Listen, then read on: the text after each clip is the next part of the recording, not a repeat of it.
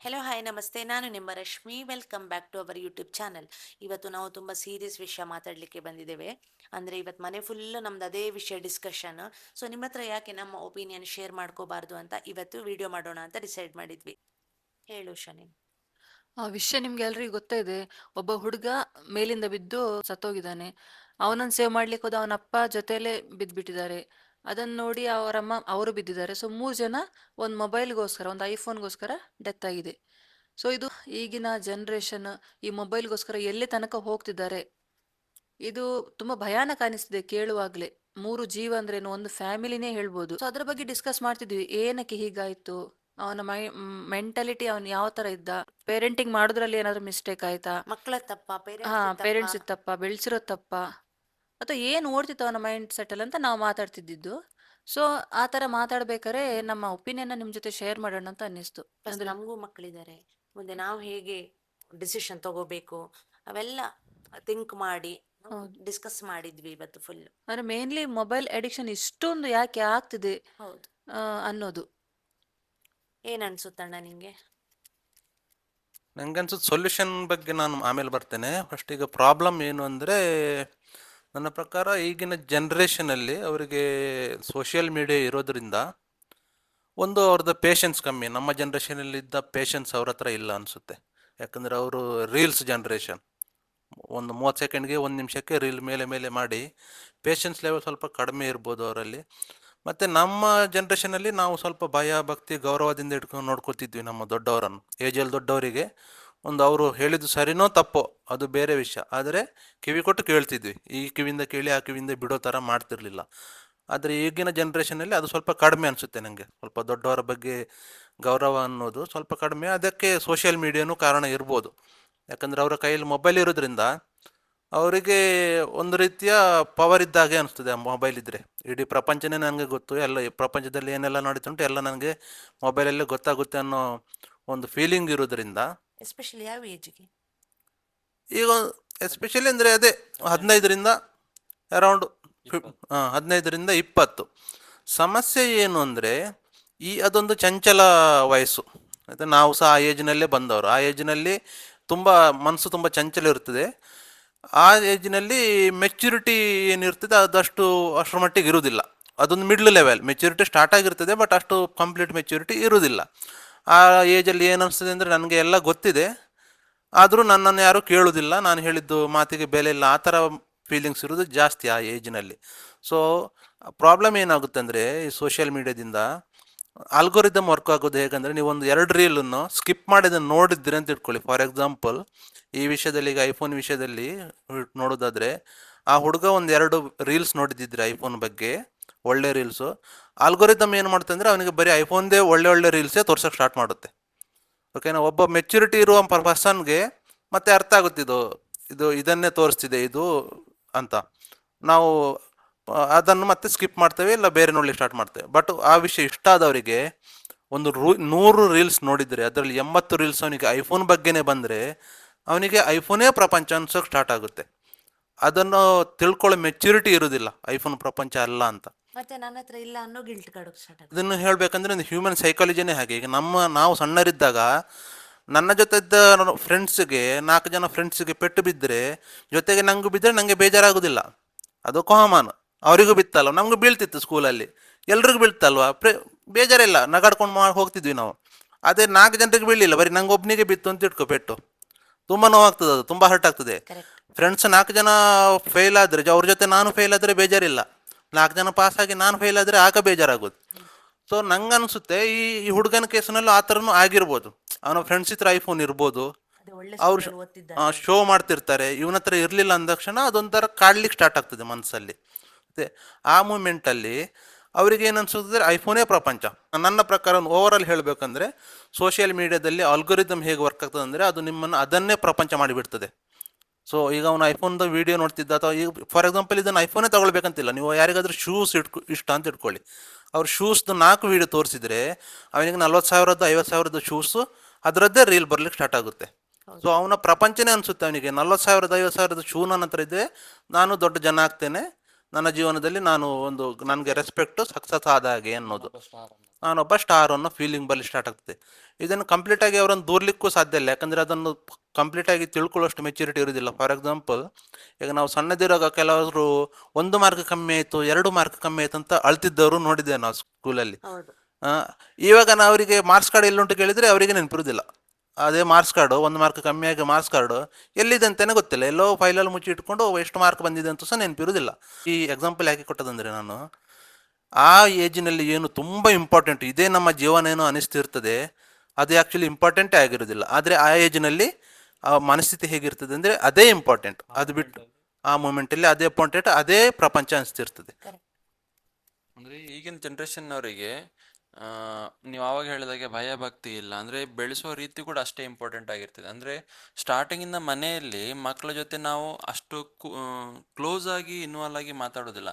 ಕ್ಲೋ ಹಾ ಕ್ಲೋಸ್ ಆಗಿ ಮಾತಾಡಿರ್ತೀವಿ, ಮಾತಾಡೋದಿಲ್ಲ ಅಂತ ಏನಿಲ್ಲ, ಬಟ್ ಅಷ್ಟು ನಾವು ಎಂತ ಹೇಳ್ತಾರೆ ಅದಕ್ಕೆ, ಕಷ್ಟಗಳಾಗ್ಲಿ ಅದ್ರ ಜೊತೆ ಡಿಸ್ಕಷನ್ ಆಗ್ಲಿ ಅದನ್ನ ಮಾಡೋದಿಲ್ಲ. ಅವ್ರು ಏನ್ ಹೇಳ್ತಾರೋ ಅದು ತೆಗ್ಸಿ ಕೊಡುವಂಥದ್ದು. ಈಗ ಫಾರ್ ಎಕ್ಸಾಂಪಲ್ ಹೇಳಿದ್ರೆ, ಅವ್ನು ನಂಗೆ ಐಫೋನ್, ಅದೇ ಎಕ್ಸಾಂಪಲ್ ಕೊಡೋ ಸರಿಯಲ್ಲ ಅನ್ಸುತ್ತೆ, ಬಟ್ ನಂಗೆ ಸೈಕಲ್ ಬೇಕು ಅಂತಾನೆ. ಸೈಕಲ್ ತೆಗ್ಸ್ಕೊಡ್ಲಿಲ್ಲ ಅಂದ್ರೆ ನಾನು ಏನೋ ಮಾಡ್ಕೊಳ್ತೀನಿ, ಓಡೋಗ್ತೀನಿ ಅನ್ನೋದು ಭಯ ಹುಟ್ಟಿಸೋದು, ಅದು ಈಗಿನ ಮಕ್ಳಿಗೆ ಜಾಸ್ತಿ ಇದೆ. ನಾನು ಡೋರ್ ಹಾಕಿ ಲಾಕ್ ಹಾಕಿ ಕುತ್ಕೊಂಡ್ಬಿಡೋದು, ಇದ್ರಲ್ಲಿ ತುಂಬಾ ಸಿಚುವೇಶನ್. ಈಗ ಲಾಸ್ಟ್ ಟೈಮ್ ನಾನು ಹುಬ್ಳಿಯಲ್ಲೋ ಅನ್ಸುತ್ತೆ, ಹುಬ್ಳಿಯಲ್ಲಿ ಒಂದು ಸಿಚುವೇಶನ್ ನೋಡಿದೆ. ಅಲ್ಲಿ ಡೋರ್ ಹಾಕೊಂಡು ಸುಸೈಡ್ ಮಾಡ್ಕೊಂಡಿದ್ದಾನೆ. ಮೊಬೈಲ್ ಫೋನ್ ಕೊಡ್ಸಿಲ್ಲ, ನೋಡ್ಲಿಕ್ಕೆ ಬಿಡ್ಲಿಲ್ಲ ಅನ್ನೋ reason. Just simple, mobile phone ನೋಡ್ಲಿಕ್ಕೆ ಬಿಡ್ಲಿಲ್ಲ ಅನ್ನೋ ರೀಸನ್ಗೆ ಹ್ಯಾಂಗ್ ಮಾಡ್ಕೊಂಡ. ಜನರಿಗೆ ಆ ತಾಳ್ಮೆ ಪೇಷನ್ಸ್ ಯಾವುದಿಲ್ಲ. ಇಮಿಡಿಯೇಟ್ ಸ್ಪಾಟ್ ಅಲ್ಲಿ ಆಗ್ಬೇಕು, ಹೇಳಿದ ತಕ್ಷಣ ಆ ರಿಸಲ್ಟ್ ಬರಬೇಕು, ನಂಗೆ ಬೇಕು ಅಂದ್ರೆ ಸಿಗ್ಬೇಕು. ಆ ತರ ಮೂಮೆಂಟ್ ಅಲ್ಲಿ ಜನರಲ್ಲಿ ಆಗ್ತಾ ಇದೆ.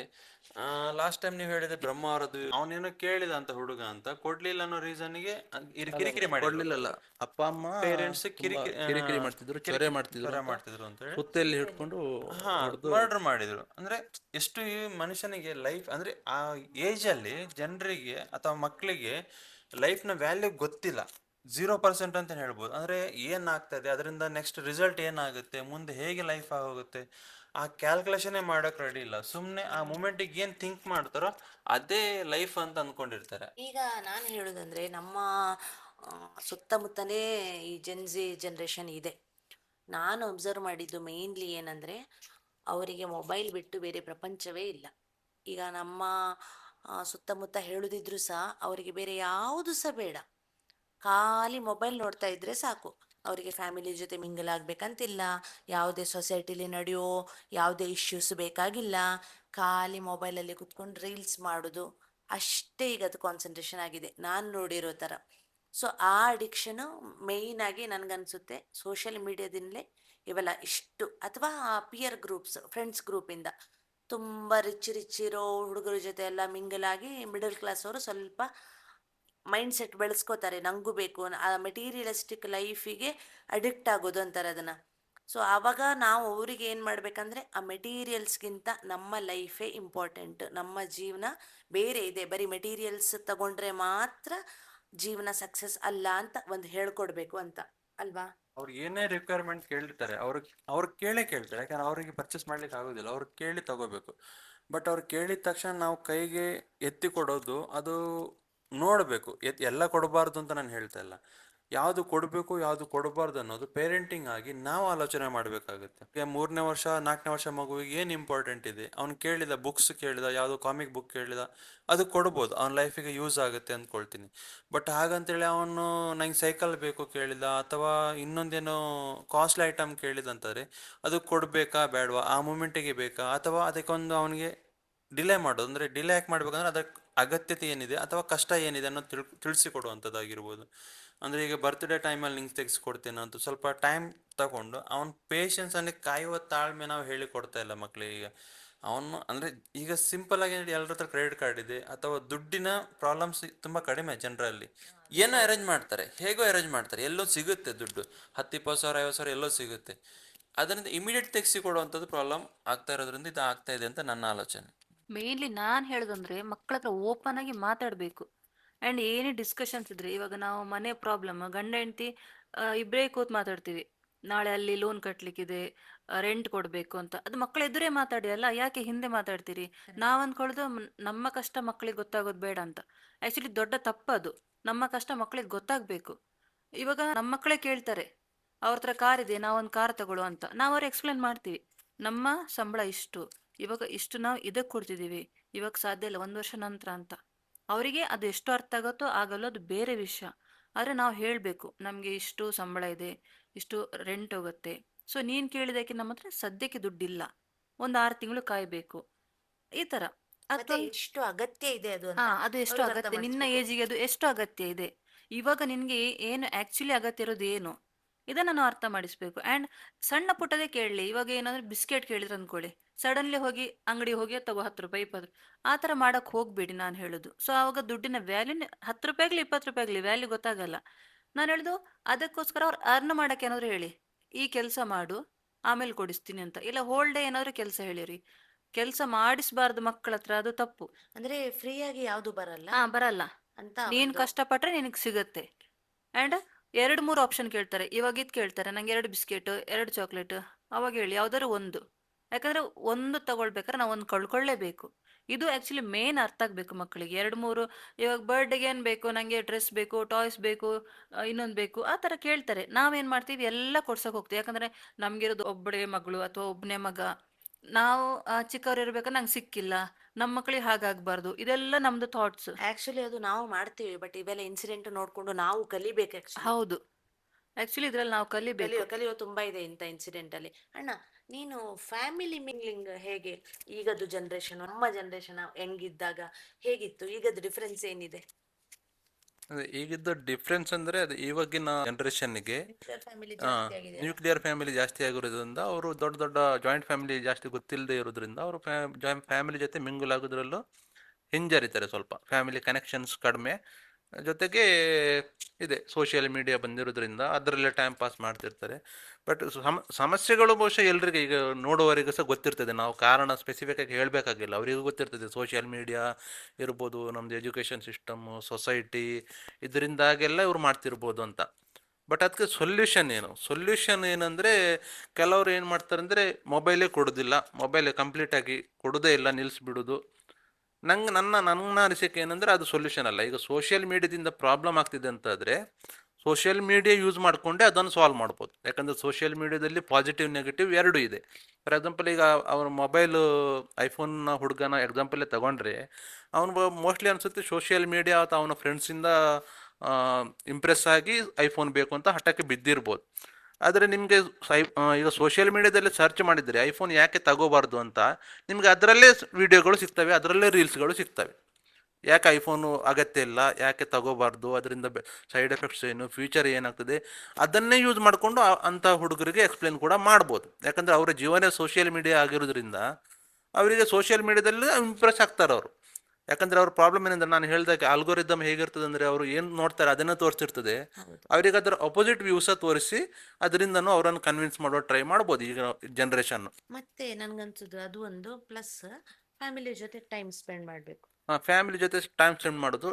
ಈಗ ಏನಾಗ್ತದೆ ಅಂದರೆ, ಈಗ ಬರೀ ನಾವು ಆ ಜನ್ರೇಷನ್ ದೂರಿ ಪ್ರಯೋಜನ ಇಲ್ಲ. ಯಾಕಂದರೆ ಈಗ ಅವರನ್ನು ನೋಡ್ಕೊಳ್ಳೋ ಪೇರೆಂಟ್ಸ್ನ ಜನ್ರೇಷನ್ ಅಥವಾ ನಮ್ಮ ಜನ್ರೇಷನ್, ನಮಗಿಂತ ದೊಡ್ಡವರು ಆಗಿರೋರು, ನಮ್ಮದೇ ಕೆಲಸ ಟೆನ್ಷನ್ ಇರ್ತದೆ, ಕೆಲಸ ಟೆನ್ಷನ್, ಆ ಟೆನ್ಷನ್ ಈ ಟೆನ್ಷನ್ ಅಂತ.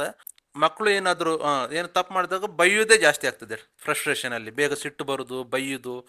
ಅದನ್ನು ಯಾಕೆ ಬೈತಿದ್ದಾರೆ, ಅದರ ಹಿಂದಿನ ರೀಸನ್ ಏನು ತಿಳ್ಕೊಳ್ಳೋಷ್ಟು ಮೆಚ್ಯೂರಿಟಿ ಈ ಸಣ್ಣ ಜನ್ರೇಷನಿಗಿಲ್ಲ. ಸೊ ಅವರು ಅದನ್ನು ಪರ್ಸ್ನಲ್ ಆಗಿ ತಗೊಳ್ತಾರೆ. ನಾನು ಹೇಳೋದೇನೆಂದರೆ, ಅದೇ ನೀವು ಹೇಳಿದಾಗೆ ಡಿಸ್ಕಷನ್, ಕೂತ್ಕೊಂಡು ತಾಳ್ಮೆಯಿಂದ ಮಾತಾಡೋದು, ಎಕ್ಸ್ಪ್ಲೇನ್ ಮಾಡೋದು ಅವರಿಗೆ, ಅದು ಇಂಪಾರ್ಟೆಂಟ್. ಬೈದು ಬಿಟ್ಟು ಹೊಡೆದು ಬಿಟ್ಟು ಸಾಲ್ವ್ ಆಗುವ ಕೆಲಸ ಅಲ್ಲ ಅದು. ನೀವು ಬೈದಷ್ಟು ಇನ್ನೂ ಜಾಸ್ತಿನೇ ಒಪೋಸಿಟ್ಟೇ ಆಗ್ತಾರೆ ಅವರು. ನಾವು ಅವರ ಮಾತು ಕೇಳಬೇಕು, ಅವರು ನಮ್ಮ ಮಾತು ಕೇಳಬೇಕು. ಅಲ್ಲಿ ಡಿಸ್ಕಷನ್ ಕೂಲ್ ಆಗಿ ಹೋದ್ರೆ ಮಾತ್ರ ಒಂದು ಸೊಲ್ಯೂಷನ್ ತೆಗಿಬೋದು. ಮಕ್ಕಳಿಗೆ ಹೊಡೆದು ಬುದ್ಧಿ ಕಲ್ಸಕ್ಕಾಗುತ್ತಾ? ಹೊಡೆದು, ಅದೇ ಇನ್ನೊಂದು ಪ್ರಕಾರ, ನನ್ನ ಪ್ರಕಾರ ಹೊಡೆಯೋದು ತಪ್ಪು ಮಕ್ಕಳಿಗೆ. ಅದೇ ಸಣ್ಣ ಪುಟ್ಟ, ಎಸ್ಪೆಷಲಿ ಸಣ್ಣ ಪುಟ್ಟ ತಪ್ಪುಗಳಿಗಂತೂ ಹೊಡೆಯೋದು ತುಂಬ ದೊಡ್ಡ ತಪ್ಪೇ ಅದು. ಆದರೆ ಕೆಲವು ಸಂದರ್ಭದಲ್ಲಿ ತಪ್ಪುಗಳು ರಿಪೀಟ್ ಆಗ್ತವೆ. ಫಾರ್ ಎಕ್ಸಾಂಪಲ್, ಕೆಲವು ಮಕ್ಕಳು ಕದಿಲಿಕ್ಕೆ ಸ್ಟಾರ್ಟ್ ಮಾಡ್ತಾರೆ. ಸಣ್ಣ ಪುಟ್ಟ ಐಟಮ್ಗಳೇ ಇರ್ಬೋದು, ಪೆನ್ಸಿಲ್, ಪೆನ್ನು, 10 ರೂಪಾಯಿ 20 ರೂಪಾಯಿ.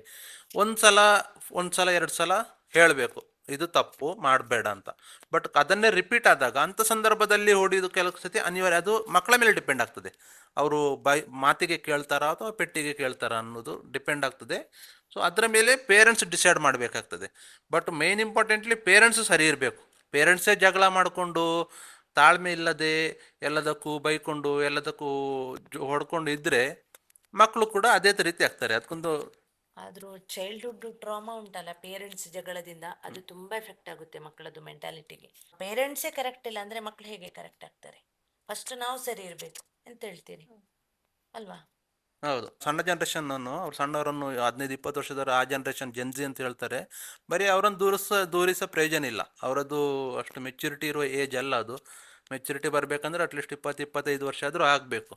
ಸೊ ಅಷ್ಟು ಮೆಚ್ಯೂರಿಟಿ ಇಲ್ದಿದ್ದಾಗ ನೀವು ಅವರ ಪೇರೆಂಟ್ಸು ಬರೀ ಜೋರು ಮಾಡ್ತಿದ್ರೆ, ಬ್ರಹ್ಮಾವರದಲ್ಲಿ ಆದ ಹಾಗೆ ಅಪ್ಪ ಅಮ್ಮ ಬೈದರು ಅಂತ ಮರ್ಡರ್ ಮಾಡಿದ್ದಾನೆ ಅಂದರೆ ಅವನು ಡೈರೆಕ್ಟ್ ಒಂದೇ ದಿವಸದಲ್ಲಿ ಮರ್ಡರ್ ಮಾಡಲಿಕ್ಕಿಲ್ಲ. ಅದರ ಹಿಂದೆ ದಿವಸ ಮೋಸ್ಟ್ಲಿ ಅದರಿಂದ ಅವನು ಮೊದಲಿಂದ ಯಾವಾಗಿಂದ ಕೊರಿತಾ ಇತ್ತ ಗೊತ್ತಿಲ್ಲ, ಡಿಪ್ರೆಷನ್ನಲ್ಲಿದ್ದ, ಅದು ಆ ಥರ ಎಲ್ಲ ಇರ್ಬೋದು. ಒಂದು ದಿನದಲ್ಲಿ ಡಿಸಿಷನ್ ತಗೊಂಡಿರ್ಲಿಕ್ಕಿಲ್ಲ ಅವನು. ಕೆಲವು ಮಕ್ಕಳಿಗೆ ಪನಿಷ್ಮೆಂಟ್ ಕೊಡಲೇಬೇಕಾಗ್ತದೆ. ಬಟ್ ಪನಿಷ್ಮೆಂಟ್ ನೀವು ಯಾವ ಥರ ಕೊಡ್ತಿದ್ದೀರ ಅನ್ನೋದು ಸಹ ಇಂಪಾರ್ಟೆಂಟ್. ನಿಮ್ಮ ಸಿಟ್ಟಲ್ಲಿ ಸೈಡಿಗೆ ಒಂದು ಬೆಲ್ಟ್ ಇತ್ತು, ಬೆಲ್ಟ್ ತಗೊಂಡು ಹೊಡಿಯೋಕೆ ಶುರು ಮಾಡೋದು, ಬರೆ ಹಾಕೋದು, ಇದು ತುಂಬಾ ಓವರ್ ಆಗುತ್ತೆ. ಯಾಕಂದ್ರೆ ನಮ್ಗೆ ನಾವು ಒಮ್ಮೆ ಬರೆ ಕೊಟ್ಕೊಂಡು ನೋಡಿದ್ರೆ ಗೊತ್ತಾಗುತ್ತೆ ಅದರ ಪೇನ್ ಏನು ಅಂತ. ಹೌದು. ಸೊ ಈ ತರ ಮಾಡಿದಾಗ ಮಕ್ಕಳಿಗೆ ಪೇರೆಂಟ್ಸ್ ಅನ್ನೋ ಲವ್ಗಿಂತ ಹೇಟ್ ಜಾಸ್ತಿ ಶುರು ಆಗುತ್ತೆ. ಈಗ ಮೊನ್ನೆ ಒಂದು ಇನ್ಸಿಡೆಂಟ್ ನೋಡಿದೆ ನಾನು. ಒಂದು ಪಾರ್ಕ್ ಅಲ್ಲಿ ಮಗುಗೆ ಹೊಡೆದ್ರು ಒಂದು ತಾಯಿ.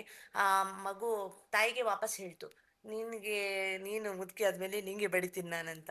ಸೊ ನೀವು ಹೇಳುದು ಕೈಯಲ್ಲಿ ಒಂದು ಪೆಟ್ಟು ಕೊಡೋದು ಇಂಥದ್ದು ಮಾಡಬೇಕು, ಮಾಡೋದು ತಪ್ಪಂತಲ್ಲ.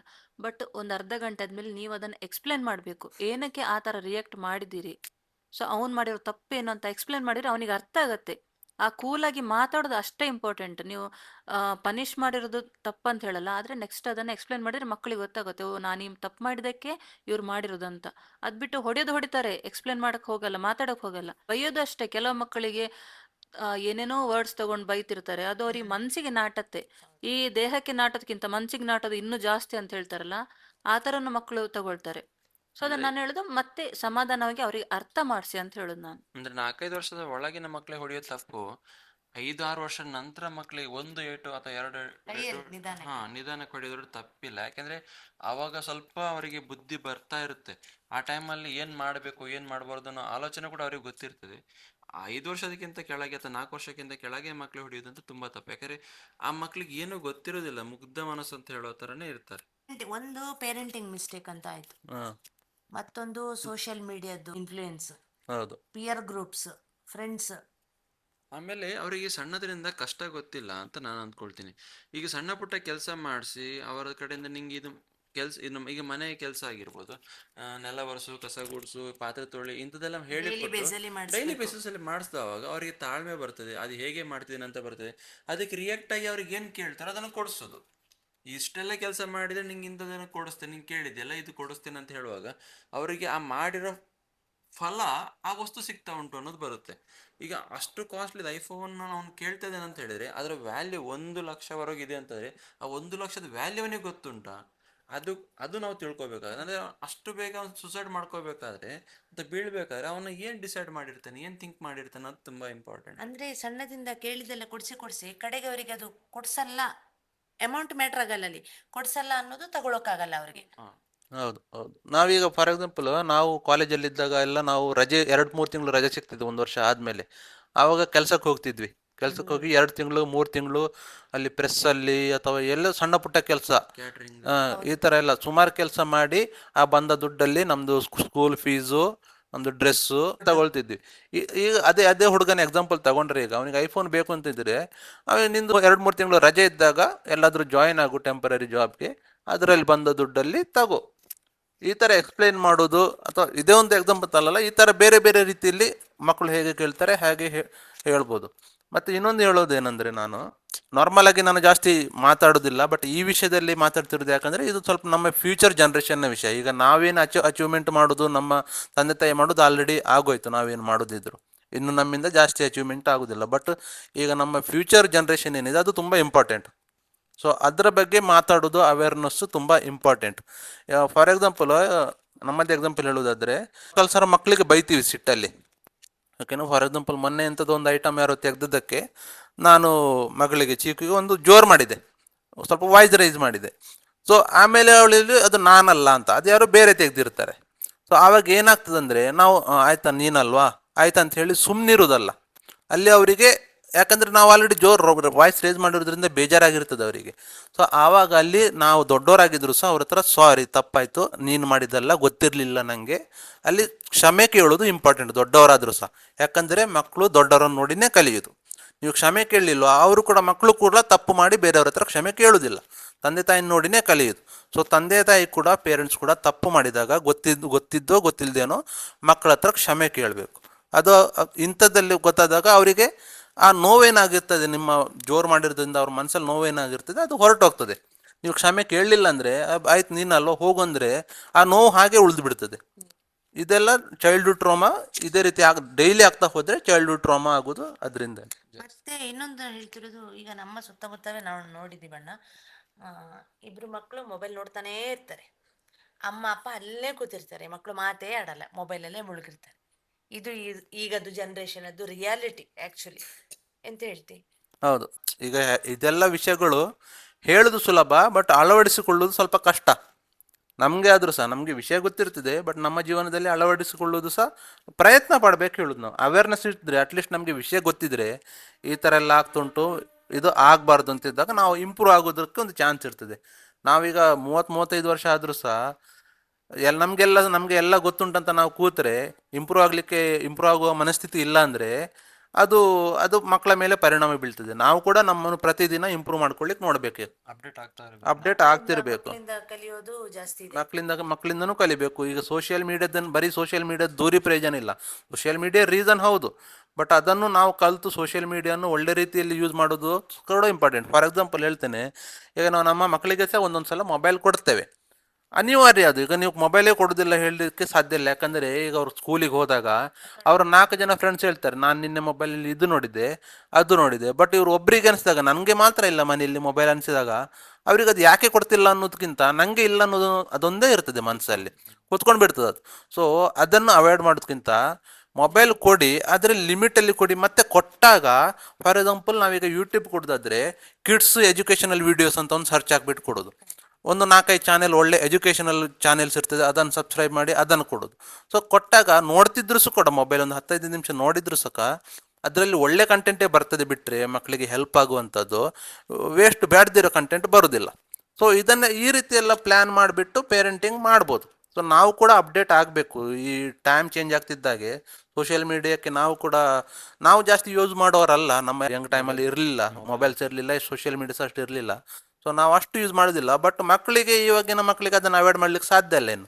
ಸೊ ನಾವು ಸ್ವಲ್ಪ ಕಲಿತು ಅಪ್ಡೇಟ್ ಆಗಿ ಅದನ್ನು ಪಾಸಿಟಿವ್ ಆಗಿ ಯೂಸ್ ಮಾಡಿ ಹೇಗೆ ಬೆಟರ್ ಪೇರೆಂಟಿಂಗ್ ಮಾಡೋದು ಅನ್ನೋದು ತಿಳ್ಕೊಬೇಕು. ಮಕ್ಕಳಿಗೆ ಮೊಬೈಲ್ ಕೊಟ್ಟರು ಕೂಡ ತಪ್ಪಿಲ್ಲ, ಅಂದ್ರೆ ಕೊಡಬಾರ್ದು ಅಂತ ಹೇಳ್ತಾರೆ, ಕೊಟ್ಟರು ಕೂಡ ಏನ್ ನೋಡ್ತಾ ಇದಾರೆ ಅನ್ನೋದು ಕೂಡ ಒಂದು Monitor ಸೂಕ್ಷ್ಮ ನಮ್ಗೆ ಇರಬೇಕು. ಹೌದು. ಅಂದ್ರೆ ಅವ್ರು ಏನೇನ್ ನೋಡ್ತಾ ಇದಾರೆ ಅಂದ್ರೆ, ನಾವು ಮೊಬೈಲ್ ಹೇಳಿದ್ರು ಅರ್ಧ ಗಂಟೆ ಕೊಡಿ 1 ಗಂಟೆ ಕೊಡಿ ಅಂತ ಯಾರೋ ಹೇಳಿದ್ರು ಅಂತ ಕೊಡೋದಲ್ಲ, ಏನ್ ನೋಡ್ತಾ ಇದಾರೆ ಅನ್ನೋದು ಕೂಡ ಇರ್ಬೇಕು. ಮತ್ತೆ ಸ್ವಲ್ಪ ಮಾನಿಟರ್ ಮಾಡ್ಲೇಬೇಕು ಮಕ್ಕಳನ್ನ, ಯಾರ ಜೊತೆ ಮಾತಾಡ್ತಿದ್ದಾರೆ, ಯಾರ ಜೊತೆ ಫ್ರೆಂಡ್ಶಿಪ್ ಅಲ್ಲಿ ಇದ್ದಾರೆ, ಹೌದಲ್ವಾ? ಫಾರ್ ಎಕ್ಸಾಂಪಲ್ ಈಗ ಹೇಳುದಾದ್ರೆ, ನಾನು ನೋಡಿದ್ದೇನೆ ಕೆಲವು ಕಡೆ ಒಂದು ಗ್ರೌಂಡ್ ಇತ್ತು, ಆ ಗ್ರೌಂಡ್ ಅಲ್ಲಿ ಎವ್ರಿ ಸ್ಯಾಟರ್ಡೆ ಸಂಡೇ ಬಂದು ಮಕ್ಕಳು ಕುತ್ಕೊಂಡು ಮೊಬೈಲ್ ನೋಡೋದನ್ನ ನೋಡಿದ್ದೇನೆ. ಕಂಟಿನ್ಯೂಸ್ ನೈಟ್ 10 ತನಕ ಎಲ್ಲ ನೋಡ್ತಾರೆ. ಮಧ್ಯಾಹ್ನ ಬಂದ ಮಕ್ಕಳು ವೀಕೆಂಡ್ ಅಲ್ಲಿ ಕಂಟಿನ್ಯೂಸ್ ಮೊಬೈಲ್ ನೋಡ್ತಾ ಇರ್ತಾರೆ. ಅವರ ಪೇರೆಂಟ್ಸ್ ಏನ್ ಮಾಡ್ತಿದ್ದಾರೆ ಅಂದ್ರೆ ನಂಗೆ ಅರ್ಥ ಆಗುದಿಲ್ಲ. ಯಾಕೆ ಆ ತರ ಬಿಡ್ತಾರೆ ಹೊರಗಡೆ ಮನೆಯಿಂದ? ಅಂದ್ರೆ ನಂಗೆ ಅದು ಕಾನ್ಸೆಪ್ಟ್ ಕ್ವಶನೇಬಲ್ ಆಗಿ ಉಳಿದಿದೆ. ಯಾಕೆ ಬಂದು ಇಲ್ಲಿ ಪಬ್ಲಿಕ್ ಪ್ಲೇಸ್ ಅಲ್ಲಿ ಮೊಬೈಲ್ ನೋಡ್ತಾನೆ ಕಂಟಿನ್ಯೂಸ್ 6-7 ಅವರ್ಸ್ ಕೂರ್ತಾರಂದ್ರೆ ಎಲ್ಲಿದ್ದಾರೆ ಅವರ ಪೇರೆಂಟ್ಸ್? ಯಾರು ಏನ್ ನೋಡ್ಕೊಳ್ತಿದ್ದಾರೆ ಅಂತ ಅನ್ಸುತ್ತೆ. ಅವೆಲ್ಲ ಮೇನ್ ರೀಸನ್ಸ್ ಆಗುತ್ತೆ ನನ್ನ ಪ್ರಕಾರ, ಅಲ್ವಾ? ನಾನು ಹೇಳುದು ಮೇನ್ ಸಣ್ಣದಿಂದಲೇ ಪೇರೆಂಟ್ಸ್ ಅವರ ಮಕ್ಕಳ ಜೊತೆ ಟೈಮ್ ಸ್ಪೆಂಡ್ ಮಾಡಲೇಬೇಕು. ಒಂದು ಅರ್ಧ ಮುಕ್ಕಾಲು ಗಂಟೆ ಆದ್ರೂ ಕೂತು ಪರ್ ಡೇ ಅವ್ರದ್ದು ಏನ್ ಆಗ್ತಿದೆ, ಈ ಸ್ಕೂಲಲ್ಲಿ ಆಗಿರ್ಬೋದು, ಏನ್ ನಡೀತು ಏನಂತ ಕೇಳಿದ್ರೆ ಡೈಲಿ ಆಮೇಲೆ ಅವ್ರಿಗೆ ಅದೊಂದು ಹ್ಯಾಬಿಟ್ ಆಗತ್ತೆ. ಏನಾಯ್ತು ನನ್ನ ಲೈಫಲ್ಲಿ ಇವತ್ತು ಏನಾಯ್ತು ಅಂತ ಅವ್ರು ಎಕ್ಸ್ಪ್ಲೇನ್ ಮಾಡ್ತಾರೆ.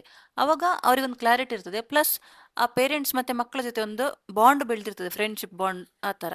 ಬಟ್ ಇಲ್ಲಿ ಏನಾಗಿರೋದಂದ್ರೆ ಅವನು ಕೇಳಿದ್ದೆಲ್ಲ ಮೇ ಬಿ ಮುಂಚೆಲ್ಲ ತೆಗ್ಸಿ ಕೊಡ್ತಾ ಇದ್ದಾರೆ ಅವರು. ಅದೇ ಆಕ್ಚುಲಿ ಅವನಿಗೆ ಒಂದೇ ಸಲ ಅದು ತಗೊಳ್ಳಿಕ್ಕೆ ಆಗ್ಲಿಲ್ಲ, ಹೌದು. ದುಡ್ಡಿಲ್ಲ ಅಂತ ಅವ್ರು ಹೇಳುದು. ಇವಾಗ ಅವ್ರು ಅಲ್ಲಿ 1 ಗಂಟೆ ಕೂತ್ರೆ ಅವರೆಲ್ಲಾನು ಮಾತಾಡ್ಬೋದು. ಅವಾಗ ಅವನಿಗೆ ಕಷ್ಟ ಗೊತ್ತಾಗ್ತದೆ. ಅವನ್ ಏನ್ ಫೇಸ್ ಮಾಡ್ತಿದ್ದಾನೆ ಇವ್ರಿಗೆ ಗೊತ್ತಾಗ್ತದೆ. ಇವ್ರು ಆಕ್ಚುಲಿ ಕೇಳಲಿಕ್ಕೆ ಹೋಗಿರೋದಿಲ್ಲ, ಅವ್ನ್ ಮೊಬೈಲ್ ಎಲ್ಲ ಆ ತರ ಏನೋ ಇವಾಗ ಅಂದ್ರೆ ಅವನಂತಲ್ಲ ಜನರಲ್ಲಿ ಆಗ್ತಿರೋದು. ನಾವು ವರ್ಕಿಂಗ್ ಆಫೀಸ್ ಪ್ಲಸ್ ಮನೆಗೆ ಬಂದು ನಾವು ಬಿಸಿ ಆಗ್ತೀವಿ. ಆಲ್ಮೋಸ್ಟ್ ಈಗ ಎಲ್ಲರೂ ಇಬ್ರು ಗಂಡ ಹೆಂಡತಿ ವರ್ಕಿಂಗ್ ಆಗಿರೋದ್ರಿಂದ ಮಕ್ಕಳ ಮೇಲೆ ಜಾಸ್ತಿ ಕಾನ್ಸಂಟ್ರೇಷನ್ ಇರುವುದಿಲ್ಲ. ಮತ್ತೆ ಏನಂದ್ರೆ ಅಜ್ಜಿ ತಾತನ ಜೊತೆನೂ ಬೆಳೆಯೋದು ಮಕ್ಕಳು ಸ್ವಲ್ಪ ಇಂಪಾರ್ಟೆಂಟ್ ಆಗ್ತದೆ. ಎಲ್ಲ ಜನರೇಷನ್ ಜೊತೆ ಬೆಳೆದಾಗ ಅವರಿಗೆ ಆ ರಿಲೇಶನ್ಶಿಪ್ ವ್ಯಾಲ್ಯೂ ಗೊತ್ತಾಗ್ತದೆ. ಈಗ ನಾವೇನ್ ತಂದೆ ಪ್ಲಸ್ ತಾಯಿ ಯಾವ್ದು ಇಂಪಾರ್ಟೆಂಟ್ ಯಾವ್ದಲ್ಲ ಅಂತ ಅವರಿಗೆ ಹಾ ಗೊತ್ತಾಗೋಕ್ ಸ್ಟಾರ್ಟ್ ಆಗುತ್ತೆ. ಇವಾಗ ಒಂದ್ ತಂದೆ ತಾಯಿಯನ್ನು ಕೊಂದಿದಾನಂದ್ರೆ ಅವನಿಗೆ ಅದರ ವ್ಯಾಲ್ಯೂನೇ ಗೊತ್ತಿಲ್ಲ. ರಿಲೇಶನ್ಶಿಪ್ ಏನು, ಏನಕ್ಕೆ ಇಂಪಾರ್ಟೆಂಟ್ ಅದೆಲ್ಲ ಗೊತ್ತೇ ಇಲ್ಲ. ಸಣ್ಣದಿಂದ ಅವರ ಜೊತೆ ಬೆರ್ತ್ರೆ ಮತ್ತೆ ಇವಾಗ ನಾವು ಹೇಳ್ಬೋದು ಅಜ್ಜಿಗೆ ಕಾಲ್ ನೋವಾಗ್ತದಂತೆ ಒಂಚೂರು ಕಾಲೊತ್ತು ಈ ತರ ಎಲ್ಲ ಮಾಡಿಸ್ಕೊಂಡ್ ಬಂದ್ರೆ ಆ ವ್ಯಾಲ್ಯೂ ಗೊತ್ತಾಗ್ತದೆ ರಿಲೇಶನ್ಶಿಪ್ ಏನು. ಒಂದು ಲೈಫ್ ಅಂದ್ರೆ ಏನು, ಹಾ ಒಬ್ರು ಜೀವ ತೆಗೆಯುವುದಂದ್ರೆ ಎಂತ ಅಷ್ಟು ಈಸಿನಾ? ಹೌದು, ಅದೆಲ್ಲ ಅದಕ್ಕೆ ಹೇಳುದು ನಾನು ಮೇನ್ ಅವ್ರ ಜೊತೆ ಮಾತಾಡ್ಬೇಕು, ಓಪನ್ ಆಗಿ ಮಾತಾಡ್ಬೇಕು. ಅವ್ರ ಜೊತೆ ನಾವೊಂದು ಫ್ರೆಂಡ್ಶಿಪ್ ಬಾಂಡ್ ತರ ಇಟ್ಕೊಳ್ಬೇಕು. ನಮ್ಗೆ ಹೌದು, ಎದ್ರುಕೊಂಡು ಬ್ಯಾಕ್ ಗ್ರೌಂಡ್ ಅಲ್ಲಿ ಅವರು ಮಾಡೋ ತರ ಇರಬಾರ್ದು. ಓಪನ್ ಆಗಿ ಅವರು ನಮ್ ಜೊತೆ ಮಾತಾಡ್ಬೇಕು. ಕರೆಕ್ಟ್. ಸೊ ಆ ತರ ನಾವಿದ್ರೆ ಇಂಥದ್ದೆಲ್ಲ ಸ್ವಲ್ಪ ಅವಾಯ್ಡ್ ಆಗ್ಬೋದು ಈಗ ನನ್ನ ಬರೆ ಪ್ರಕಾರ. ಹಾಕಿದ್ರೆ ಹೊಡೆದ್ರೆ ಬೈದ್ರೆ ಏನಾಗುತ್ತೆ, ನಮ್ಮ ಎದುರುಗಡೆ ಅವ್ರು ಮಾಡಲ್ಲ, ಬಟ್ ಹಿಂದೆಗಡೆ ಫ್ರೆಂಡ್ಸ್ ಜೊತೆ ಸೇರ್ಕೊಂಡು ಅದು ಒಬ್ರೇ ರೂಮ್ ಅಲ್ಲಿ ಕುತ್ಕೊಂಡು ಅವ್ರು ಕಂಟಿನ್ಯೂ ಮಾಡೇ ಮಾಡ್ತಾರೆ. ಅದು ಆಪ್ಷನ್ ಅಲ್ಲ, ಹೊಡಿಯೋದು ಬರೆ ಹಾಕೋದು ಆಪ್ಷನ್ ಅಲ್ಲ ನನ್ನ ಪ್ರಕಾರ. ಅದೇ ಉಷಾ ಹೇಳ್ದಂಗೆ ಮಾತಾಡೋದು ಒಂದೇ ಆಪ್ಷನ್ ನನ್ನ ಪ್ರಕಾರ. ಡಿಸ್ಕಷನ್ ಮಾಡ್ತಾ ಇರಬೇಕು. ಅಂದ್ರೆ ಅದೇ ಅಬ್ಸರ್ವೇಷನ್ ಮಾಡ್ಬೇಕು, ಮಕ್ಳು ಏನ್ ಮಾಡ್ತಿದಾರೆ ಅನ್ನೋದು ಅಬ್ಸರ್ವೇಷನ್. ಅಂದ್ರೆ ಅಬ್ಸರ್ವೇಷನ್ ಬರ್ತಂದ್ರೆ ಅವ್ರ ಜೊತೆ ಮಾತಾಡ್ದವಾಗ ಎಲ್ಲವ್ರ ಹಿಂದಿನ ಹೋಗಕ್ಕಾಗಲ್ಲ, ಅವ್ರ ಜೊತೆ ಮಾತಾಡ್ದವಾಗ ಕೆಲವ್ರ ಜೊತೆ ತಿಳ್ಕೊಳ್ಬೇಕು. ದಿನಕ್ಕೆ ಇಷ್ಟೊತ್ತಂತ ಅವರನ್ನ ಸ್ವಲ್ಪ ಹೊತ್ತಾದ್ರೆ ಮಾತಾಡ್ಬೇಕು ಮಾನಿಟರ್ daily. ಮಾಡ್ಬೇಕು. ಅಂಡ್ ಕೆಲವು ಮಿತಿ ಮೀರಿ ಹೋಗಿದ್ರೆ Like, ನಾವು ಡಾಕ್ಟರ್ದು ಕನ್ಸಲ್ಟೇಷನ್, ಟೀಚರ್ ಹತ್ರ ಮಾತಾಡೋದು, ಹೌದು. ಬೇರೆ ಆಲ್ಟರ್ನೇಟಿವ್ ಹುಡುಕ್ಬೋದು ಆಪ್ಷನ್ಸ್. ಮೇನ್ ಅದೇ ನಾವು ಕ್ಲೋಸ್ ಆಗಿದ್ದು. ಕೆಲವೊಮ್ಮೆ ನಮ್ಮ ಕೈ ಮೀರಿ ಮಕ್ಕಳೇನೋ ಮಾಡ್ತಿದಾರೆ ಅಂದಾಗ ಬೇರೆ ಸೊಲ್ಯೂಷನ್ ಹುಡುಕ್ಲೇಬೇಕು. ಬಿಟ್ಬಿಡೋದಂತೂ ಸೊಲ್ಯೂಷನ್ ಅಲ್ಲ. ಅಥವಾ ಅವರು ಓಕೆ ಅವನು ಹೇಳಿದ್ದು ಕೇಳಲ್ಲ ಇನ್ನೇನ್ ಮಾಡಕ್ಕಾಗತ್ತೆ, ಅದು ಅಂತೂ ಸೊಲ್ಯೂಷನ್ ಅಲ್ಲ ನನ್ನ ಪ್ರಕಾರ. ಅಂಡ್ ಸಣ್ಣದಿಂದಲೇ ಅದೇ ನಾವು ಹೇಳಿದ್ವಲ್ಲ, ಚಿಕ್ಕದಿಂದಲೇ ಅವ್ರಿಗೆ ವ್ಯಾಲ್ಯೂ ಕಲಿಸ್ಬೇಕು ಮೇನ್ಲಿ. ಲೈಫ್, ಹಣ ಇರೋದೆಲ್ಲ. ಹುಟ್ಟದಾಗಿಂದ ABCD ಕಲ್ಸೋದ್ಕಿಂತ ಈ ವ್ಯಾಲ್ಯೂಸ್ ಕಲ್ಸೋದೆ ಫಸ್ಟ್. ನಮ್ಮ ಮದರ್ ಟಂಗ್ ಬಗ್ಗೆ ಅಥವಾ ನಮ್ಮ ಫ್ಯಾಮಿಲೀಸ್ ಜೊತೆ ಹೇಗೆ ಇರಬೇಕು ಆ ವ್ಯಾಲ್ಯೂಸೇ ಮೇನ್ ಅಂತ ಈಗ ಜನರೇಷನ್ಗೆ. ಅಂಡ್ ಆದಷ್ಟು ಫಂಕ್ಷನ್ ಗಳಿಗೆ ಕಳಿಸ್ಬೇಕು. ನಾವು ಆಕ್ಚುಲಿ ದೊಡ್ಡವ್ರು ಮಾತ್ರ ಹೋಗಿ ಬರ್ತೇವೆ, ಮಕ್ಕಳು ಮನೇಲಿದ್ದಾರೆ ಅಂತ. ಮತ್ತೆ ಓದ್ಬೇಕು ಅಂತ ಅದು ಒಂದೇ ಈಗ. ಆತರ ಮಾಡ್ಬೇಡಿ. ಅವರಿಗೆ ಎಲ್ರು ಹೇಗಿದ್ದಾರೆ, ಬೇರೆ ಫ್ಯಾಮಿಲೀಸ್ ಹೇಗಿದೆ, ನಮ್ಮ ಫ್ಯಾಮಿಲಿ ಹೇಗಿದೆ, ನಾವು ಹೇಗಿರ್ಬೇಕು, ಮತ್ತೆ ನಮ್ಮ ರಿಲೇಟಿವ್ಸ್ ಯಾರಿದ್ದಾರೆ, ಅಂಡ್ ಅವ್ರ ಜೊತೆ ಕಾಂಟ್ಯಾಕ್ಟ್ ಇಟ್ಕೊಳ್ಳೋದು, ಇದೆಲ್ಲ ಮಾಡಿದ್ರೆ ಅವ್ರಿಗೊಂದು ವ್ಯಾಲ್ಯೂ ಗೊತ್ತಾಗ್ತದೆ. ಸುಮ್ಮನೆ ಬರೀ ತಂದೆ ತಾಯಿ ಮಗು ಅಂತಿದ್ದಾಗ್ಲೇ ಈ ತರ. ಬರೀ ಕ್ಲಾಸ್ಮೇಟ್ಸ್ ಅಷ್ಟೇ ಫ್ರೆಂಡ್ಸ್ ಅಲ್ಲ, ಹೊರಗಿನ ಬೇರೆ ಕಸಿನ್ಸ್ಗಳಾಗ್ಲಿ ಹೊರಗಿನವ್ರು ಕೂಡ ಫ್ರೆಂಡ್ಸ್ ಕನೆಕ್ಟ್ ಆದವಾಗ ಅವರ ಕಷ್ಟಗಳು ಗೊತ್ತಾಗ್ತದೆ. ಕ್ಲಾಸ್ಮೇಟ್ಸ್ ಅಲ್ಲಿ ಏನಾಗುತ್ತೆ, ಹೈಯರ್ ಯಾರು ರಿಚ್ ಇರೋರೆಲ್ಲ ಫ್ರೆಂಡ್ಸ್ ಇದ್ದವಾಗ ಅವ್ರೇನ ತಗೊಂಡ್ರು ಅದು ನಂಗೆ ಬೇಕು. ನನ್ನ ಪ್ರಕಾರ ಎಲ್ಲ ಏಜ್ ಗ್ರೂಪ್ ಜೊತೆ ಇರಬೇಕು. ಹೌದು, ಅದೇ ನಾನು ಹೇಳುದು. ಇವಾಗ ಏನಾಗುತ್ತೆ, ತಂದೆ ತಾಯಿ ಜೊತೆ ಇರೋಕೆ ಇಷ್ಟ ಇಲ್ಲ, ಸಪರೇಟ್ ಹೋಗೋದು, ಹೌದೌದೌದು. ಇಲ್ಲರ ಅವರನ್ನು ಅನಾಥಾಶ್ರಮ ಬಿಡೋದು. ಲೈಫ್ ಈಸಿ ಕಾಣಿಸುತ್ತೆ ಆಕ್ಚುಲಿ, ಆಮೇಲಿದ್ದು ಇಫೆಕ್ಟ್ ಜಾಸ್ತಿ. ಹಾ ಜಾಸ್ತಿ ಇದೆ. ಓವರ್ ಆಲ್ ಹೇಳಬೇಕು ಅಂದರೆ ಬರೀ ಒಂದು ಜನ್ರೇಷನ್ ದೂರಿ ಪ್ರಯೋಜನ ಇಲ್ಲ, ಸಮಸ್ಯೆಗಳಿದೆ, ಅದಕ್ಕೆ ನೂರಾರು ಕಾರಣಗಳಿರ್ತವೆ. ಸೊಲ್ಯೂಷನ್ ಹುಡ್ಕೊಂಡು ಈಗ ನಾವು ಹೇಳ್ತಿರೋದು ಮೇಯ್ನಾಗಿ ನಾವು ಪೇರೆಂಟಿಂಗ್ ಆ್ಯಂಗಲಿಂದ, ಯಾಕಂದರೆ ನಾವು ಪೇರೆಂಟ್ಸು. ಸೊ ಪೇರೆಂಟಿಂಗ್ ಆ್ಯಂಗಲಿಂದ ಹೇಳ್ತಿರೋದು ಇದನ್ನೆಲ್ಲ ಮಾಡ್ಬೋದು ಅಂತ. ಬಟ್ ಇದೇ ಗೌರ್ಮೆಂಟ್ ಏನು ಮಾಡ್ಬೋದು, ನಮ್ಮ ಎಜುಕೇಷನ್ ಸಿಸ್ಟಮ್ ಏನು ಮಾಡ್ಬೋದು ಅಂತೆಲ್ಲ ನೋಡ್ಲಿಕ್ಕೆ ಹೋದರೆ ಅದಕ್ಕೆ ಇನ್ನೂ ತುಂಬ ವಿಷಯಗಳು ಬರ್ತವೆ ಮಾತಾಡಲಿಕ್ಕೆ. ಸೊ ನಮ್ಮ ಎಜುಕೇಷನ್ ಸಿಸ್ಟಮಲ್ಲೂ ಪ್ರಾಬ್ಲಮ್ ಉಂಟು, ನಮ್ಮ ಸೊಸೈಟಿನಲ್ಲೂ ಪ್ರಾಬ್ಲಮ್ ಉಂಟು. ಬಟ್ ಅದನ್ನು ಬಿಟ್ಟು ನಾವು ಬರೀ ಪೇರೆಂಟಿಂಗ್ ಪ್ರಕಾರ ಏನು ಮಾಡ್ಬೋದು ಅನ್ನೋದು ಮಾತಾಡ್ತಿದ್ದೇವೆ ಇವತ್ತು. ಸೊ ಇದನ್ನು ಕೇಳಿ ಯಾರಿಗಾದರೂ ಒಬ್ರಿಗಾದರೂ ಏನು ಯೂಸ್ ಆದರೆ ನಮಗೆ ಅದೇ ಸಂತೋಷ. ಇಷ್ಟೇ ಫೈನಲ್ ಆಗಿ ಬಂದ ಎಂಡಿಂಗ್ ನೋಟ್ ಏನೆಲ್ಲ ಮಾಡ್ಬೇಕು, ಡೂಸ್ ಅಂಡ್ ಡೋಂಟ್ಸ್ ಏನ್ ಹೇಳ್ತೀಯ ಅಣ್ಣ? ನಾವು ಕಲಿಯೋದಿದೆ, ನಾವೇನು ಎಲ್ಲ ತಿಳಿದುಕೊಂಡವ್ರಂತಲ್ಲ, ನಮಗೂ ನಿಮ್ಮಿಂದ ಸಲಹೆ ಸಜೆಷನ್ಸ್ ಬೇಕು. ನಾವ್ ಯಾವ್ದಾದ್ರು ಪಾಯಿಂಟ್ ಬಿಟ್ಟಿದ್ರೆ ಅದಕ್ಕೂ ನೀವು ಹೇಳಿ. ನಾವು ನಮ್ಮ ಒಪಿನಿಯನ್ ಪ್ರಕಾರ ಯಾವ್ದು ಡೂಸ್ ಯಾವ್ದು ಡೋಂಟ್ಸ್ ಅಂತ, ನಮ್ಮ ಒಪಿನಿಯನ್ ಪ್ರಕಾರ ಯಾವ್ದೆಲ್ಲ ಫಾಲೋ ಮಾಡ್ಬೋದಂತ ಹೇಳ್ತಾ ಇದೀವಿ ಅಷ್ಟೇ. ಅದೇ ನಾವು ನಮ್ಮ ಫ್ಯಾಮಿಲಿಯಲ್ಲಿ ಫಾಲೋ ಮಾಡೋದೇನೆಂದರೆ, ಆಲ್ರೆಡಿ ಒಂದು ನಾವು ಮಕ್ಕಳ ಹತ್ರ ಸ್ವಲ್ಪ ನಮ್ಮದು ಜಾಯಿಂಟ್ ಫ್ಯಾಮಿಲಿ ಆಗೋದ್ರಿಂದ ನಮ್ಗೆ ಅದೊಂದು ತುಂಬ ಹೆಲ್ಪ್ ಆಗ್ತದೆ. ಮಕ್ಕಳ ಜೊತೆ ಯಾವಾಗಲೂ ಗ್ರ್ಯಾಂಡ್ ಪೇರೆಂಟ್ಸ್ ಇರ್ತಾರೆ, ಇಲ್ಲ ನಾವಿರ್ತೀವಿ, ನಮಗೆ ವರ್ಕ್ ಫ್ರಮ್ ಹೋಮ್ ಇರೋದ್ರಿಂದನೂ ಹೆಲ್ಪ್ ಆಗ್ತದೆ. ಸೊ ಆದ್ದರಿಂದ ನಾವು ಕಮ್ಯುನಿಕೇಷನ್ ಸ್ವಲ್ಪ ಮೇಂಟೈನ್ ಮಾಡ್ತೇವೆ. ಮತ್ತು ನಾವು ಹೊಡೆಯೋದ್ರಲ್ಲಿ ನಂಬಿಕೆ ಇಲ್ಲ ನಮಗೆ. ಸೊ ನಾವು ಯಾರೂ ಹೊಡೆಯೋದಿಲ್ಲ ಮಕ್ಕಳಿಗೆ, ಏನಿದ್ರೂ ಮಾತಲ್ಲೇ ಬಗೆಹರಿಸ್ಕೊಳ್ಳಿಕ್ಕೆ ಪ್ರಯತ್ನ ಪಡ್ತೇವೆ. ಬಿಕಾಸ್ ನಮಗೂ ಪೆಟ್ಟು ಬಿದ್ದಿಲ್ಲ. ಹೌದು, ನಮಗೂ ಸಹ ಅಂತ ಹೇಳುವಂಥ ಪೆಟ್ಟೇನು ಬಿದ್ದಿಲ್ಲ. ಜಾಯಿಂಟ್ ಫ್ಯಾಮಿಲಿ ಆಗಿ ಇರೋದಕ್ಕೆ ರೀಸನ್ನೇ ಅದು. ಮಕ್ಕಳು ಎಲ್ಲರ ಜೊತೆ ಬೆರಿಬೇಕು, ಅವರಿಗೆ ವ್ಯಾಲ್ಯೂಸ್ ಗೊತ್ತಾಗ್ಬೇಕು ಅಂತ. Correct correct. ಆತರ ಹೌದು, ಇದನ್ನು ಆಸ್ ಎ ಪೇರೆಂಟಿಂಗ್ ನಾವು ಪ್ರಯತ್ನ ಪಡ್ಬೋದು ಮಾಡಲಿಕ್ಕೆ ಇನ್ನು. ಯಾಕಂದರೆ ಫ್ಯೂಚರ್ ಜನ್ರೇಷನ್ ಅನ್ನೋದು ತುಂಬ ಇಂಪಾರ್ಟೆಂಟ್. ಯಾಕಂದರೆ ನಾವು ಬಯಸೋದೇನೆಂದರೆ ಯಾವತ್ತೂ ಕೂಡ ನಮ್ಮ ಹಳೆ ಜನ್ರೇಷನ್ನವ್ರು ಬಯಸೋದು ಅವರಿಗಿಂತ ನಾವು ಬೆಟರ್ ಆಗಿರಬೇಕು ಅಂತ. ನಾವು ಸ್ವಲ್ಪ ಬೆಟರ್ ಇದ್ದೇವೆ. ನಾವು ಎನಿಸೋದೇನೆಂದರೆ ನಮಗಿಂತ ಒಂದು ಪಟ್ಟು ನಮ್ಮ ಫ್ಯೂಚರ್ ಜನ್ರೇಷನ್ ಚೆನ್ನಾಗಿರಬೇಕು ಡಿಸಿಷನ್ ಮೇಕಿಂಗಲ್ಲಿ ಅಥವಾ ಇಂಟೆಲಿಜೆನ್ಸಲ್ಲಿ. ಇಲ್ಲ ಅಂದರೆ ಅದೊಂದು ನಮ್ಮ ಫೇಲ್ಯೂರ್ ಆದಾಗೆ, ನಮ್ಮ ಬರೀ ಆ ಜನ್ರೇಷನ್ ಫೇಲ್ಯೂರ್ ಆದಾಗಲ್ಲ, ನಮ್ಮ ಫೇಲ್ಯೂರ್ ಕೂಡ ಹೌದು. ಆ ಜನ್ರೇಷನ್ ಇವಾಗೆಲ್ಲ ಡ್ರಗ್ಸ್ ಪ್ರಾಬ್ಲಮ್ ಈ ಥರ ಎಲ್ಲ ಬರ್ತಾ ಇದೆ, ಹೊಸ ಹೊಸ ಪ್ರಾಬ್ಲಮ್ಗಳು. ಈವನ್ ಡ್ರಗ್ಸ್ ಅಡಿಕ್ಷನ್ ಅಲ್ಲಿ, ಈವನ್ ಈ ತರ ಸುಸೈಡ್ ವಿಷಯದಲ್ಲಿ, ಈವನ್ ಪೇರೆಂಟ್ಸ್ ವ್ಯಾಲ್ಯೂಸ್ ಕೊಡಲ್ಲ. ಇದು ಎಲ್ಲ ಸ್ಟಾಪ್ ಆಗಿ ಬೆಟರ್ ಜನರೇಷನ್ ಆಗಿ ಬರ್ಬೇಕು ಅವರು, ಅಲ್ವಾ? ಪೇಷನ್ಸ್ ಅಂತೂ ನೋಡೋದೇ ಇಲ್ಲ ನೀವು. ಪೇಷನ್ಸ್ ಅಂತೂ ಕಾಣಿಸ್ತಾನೆ ಇಲ್ಲ ಮಕ್ಕಳಿಗೆ, ಅಲ್ವಾ? ಎಲ್ಲರೂ ಅಂತಲ್ಲ, ಜನಜಿನಲ್ಲೂ ಒಳ್ಳೆಯವರು ಇದ್ದಾರೆ, ಇಂಟೆಲಿಜೆಂಟು ಇದ್ದಾರೆ, ಶಾರ್ಪ್ ಇರೋರೆಲ್ಲ ಸಾಧನೆ ಮಾಡಿದವರು ಇದ್ದಾರೆ. ಬಟ್ ಓವರ್ ಆಲ್ ಈ ಸಮಸ್ಯೆಗಳು ಈ ಜನ್ರೇಷನ್, ಪ್ರತಿ ಜನ್ರೇಷನಲ್ಲಿ ಒಂದೊಂದು ಪ್ರಾಬ್ಲಮ್ ಇರ್ತಾವಂತೆ. ಅದೇ ಥರ ಈ ಕರೆಂಟ್ ಜನ್ರೇಷನಲ್ಲಿ ಈ ಥರ ಪ್ರಾಬ್ಲಮ್ಗಳು ಕಾಣಿಸ್ತುಂಟು ಸ್ವಲ್ಪ ಜಾಸ್ತಿಯಾಗಿ. ಅದು ಬಹುಶಃ ಸೋಷಿಯಲ್ ಮೀಡಿಯಾದಿಂದಾಗಿನೇ ಇರ್ಬೋದು. ನಾವು ಇದ್ದಾಗ ನಮಗೆ ಆಗಿದ್ರು ಸಹ ನಮಗೆ ವಿಷಯನೇ ಗೊತ್ತಾಗ್ತಿರ್ಲಿಲ್ಲ, ಏನಾಗಿದ್ರು ಸಹ ಬರೀ ನ್ಯೂಸ್ ಪೇಪರ್ ಇರ್ತಿತ್ತು. ಸೊ ಆಗಿದ್ದೆಲ್ಲ ನಡೆದೋಗ್ತಿತ್ತು, ನಮಗೆ ವಿಷಯನೂ ಗೊತ್ತಾಗ್ತಿರ್ಲಿಲ್ಲ. ಇವಾಗ ಎಲ್ಲ ಗೊತ್ತಾಗುತ್ತೆ. ಸೊ ನಿಮ್ದೇನಾದರೂ ಅಭಿಪ್ರಾಯ ಇನ್ನೂ ಆ್ಯಡ್ ಮಾಡೋದಿದ್ರೆ, ಏನಾದರೂ ಇದ್ರೆ ಅಥವಾ ದಯವಿಟ್ಟು ತಿಳಿಸಿ. ಯಾವ್ದಾದ್ರು ರಾಂಗ್ ಆಗಿದ್ರೆ ಅದನ್ನು ಹೇಳ್ಬೋದು. ನಾವು ಇಷ್ಟು ನಮ್ಮ ಒಪಿನಿಯನ್ ಹೇಳ್ತಿರೋದು, ಏನಾದ್ರು ಮಿಸ್ಟೇಕ್ಸ್ ಇದ್ರೆ ಪ್ಲೀಸ್ ಹೇಳ್ಬೋದು, ಅಲ್ವಾ? ಅಂಡ್ ಇಂಪ್ರೂವ್ಮೆಂಟ್ಸ್ ಇದ್ರಂತೂ ಖಂಡಿತ ಹೇಳ್ಬೋದು. ಯಾಕಂದ್ರೆ ನಮ್ಗೆ ಮಕ್ಕಳಿದ್ದಾರೆ, ನಾವು ಅದನ್ನ ಆ, ಅಳವಡಿಸ್ಕೋಬಹುದು. ಹೌದು. ಇದು ನಮ್ಮ ಆಲೋಚನೆಯಿಂದ ನಾವು ಹೇಳಿರುವಂಥದ್ದು. ನಮ್ದು ತಪ್ಪಿದ್ರು ನೀವು ಅದು ಕಮೆಂಟ್ ಅಲ್ಲಿ ಹಾಕಿ ಅದನ್ನ ನಾವು ಸರಿ ಮಾಡ್ಕೊಳ್ತೇವೆ. ಈ ವಿಡಿಯೋ ನಿಮ್ಗೆ ಇಷ್ಟ ಆದ್ರೆ ಲೈಕ್ ಮಾಡಿ, ಕಮೆಂಟ್ ಮಾಡಿ, ಮತ್ತೆ ನಿಮ್ಮ ಒಪಿನಿಯನ್ಸ್ ನಮಗೂ ಶೇರ್ ಮಾಡಿ. ಮುಂದೆ ಸಿಗೋಣ ನೆಕ್ಸ್ಟ್ ವಿಡಿಯೋದಲ್ಲಿ. Thank you.